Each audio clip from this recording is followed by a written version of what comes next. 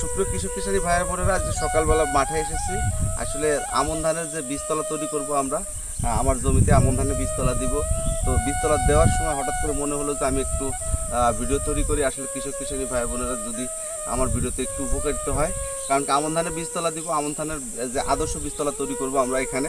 আদর্শ বীজতলা তৈরি করতে হলে আমাদের কী করতে হবে, আমাদের চওড়া হইতে হবে 1 মিটার এবং 2 বেডের মাঝখানে যে দূরত্ব থাকবে 50 সেন্টিমিটার এবং আইল থেকে বেডের দূরত্ব হবে হলো 25 সেন্টিমিটার এবং লম্বা হবে 10 মিটার। যদি আপনার জমি বেশি থাকে সেই ক্ষেত্রে আপনারা অবশ্যই একটু বেশি নিলেও কোনো সমস্যা নেই, কিন্তু প্রস্থ 1 মিটার অবশ্যই আপনাকে নিতে হবে।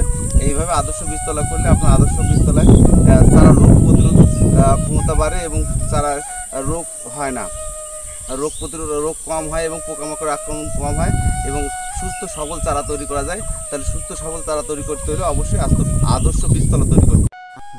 এইরকম ভিডিও দেখতে হলে অবশ্যই আমার সঙ্গে থাকবেন। আর আমি এই আদর্শ বীজতলা করব। এই আদর্শ বীজতলার অবশ্যই বিভিন্ন সময়ের যে ছবিগুলো দেখাবো, আসলে আদর্শ বীজতলায় চারা কেমন হয়। তবে এইরকম ভিডিও দেখতে হলে অবশ্যই আমার ইউটিউব চ্যানেল নবান্নের কৃষি এবং অরবিন্দ কুমার বিশ্বাসের যে পেজ কে ফলো দিয়ে পাশে থাকতে হবে এবং নবান্ন কৃষি চ্যানেল ইউটিউব চ্যানেলকে সাবস্ক্রাইব করতে হবে।